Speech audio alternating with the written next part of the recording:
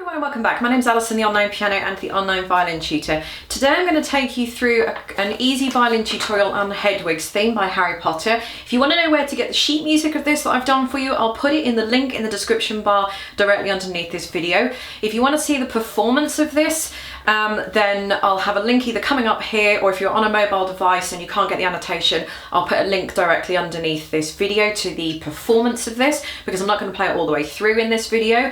I've also done a really easy piano version of this, and that will all be linked in the description bar underneath. So all the links will be underneath the video. So if you want to know how to play an easy version of Hedwig's theme from Harry Potter on the violin, then please keep watching. So what I'm going to do very quickly is just explain what I've done. It's very self-explanatory. I couldn't do a tab for this because there aren't any words. So what I've done is the actual written sheet music, but to help you all out, I've put all the finger numbers that you'll need to put over all of the strings, and then above that are letters. These letters aren't the notes, they are the name of the string. So for example, you're going to put, the first note is the second finger on the G string, the next note is the first finger on the D string, then you've got a third finger also on the D string, and all of these notes are all on the D string until you get to this one here, which is a 1 on A, then you've got an O, and so on and so forth. So some of the notes you'll have to be careful with because they are sort of back and stretched and that kind of thing, but I'll show you as we go along. So to start out with, if you grab your copy, then you can follow along with the sheet music.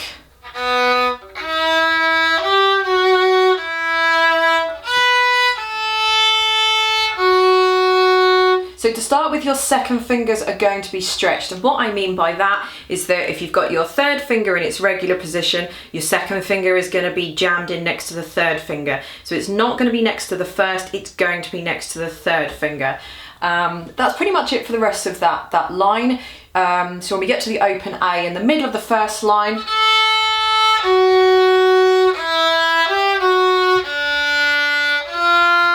so after the open D on the second line now, you've got an F natural, which means that second finger has to be back next to the first finger. And then you've got a B on the G string. That's also a second finger, but the second finger for that B on the G string, so with second line, second bar, is actually a stretched second finger. So the F natural is a back second finger, which means it goes next to the first finger. That B on the G string should actually be here, but you could use a third finger, but just to make it easy, pick the finger up and just move it to where it needs to be. That's probably the easiest thing to do.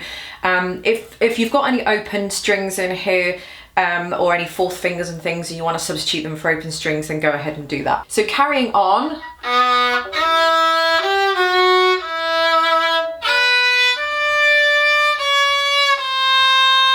So at the end of the second line, you've got a C sharp, which means it's the second finger is next to the third finger. And then in bar 12 on the third line, you've got a C natural, which means you just 3, 2, 2, so you just slide that second finger back, and that's basically it.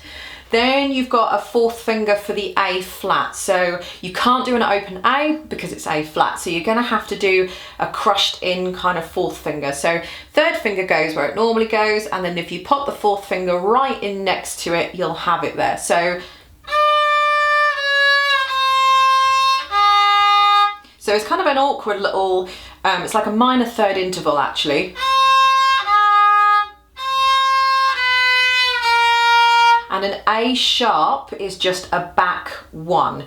So you've, again in that second bar on the third line, you've got a 2, which is next door to the first finger, a normal 1, and then an A sharp is a back 1, so drag it back.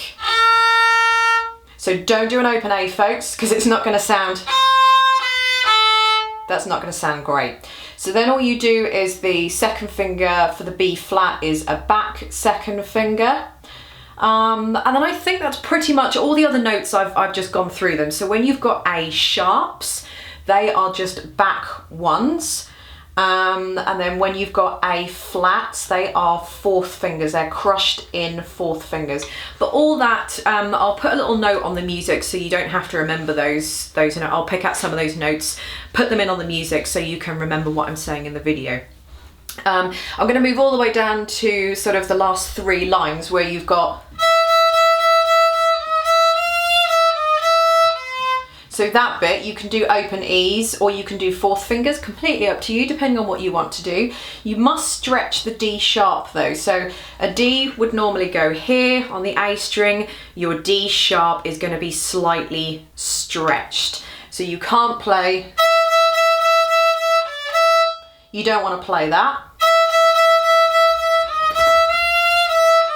So remember to stretch them. First fingers for F are back, but again, that's all in the notes. Stretch that 3rd finger.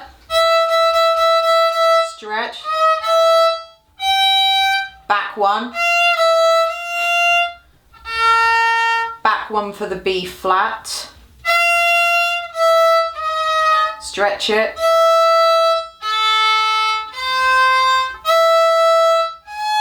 Stretch the 2nd finger for this note here for the G sharp. And then it finishes.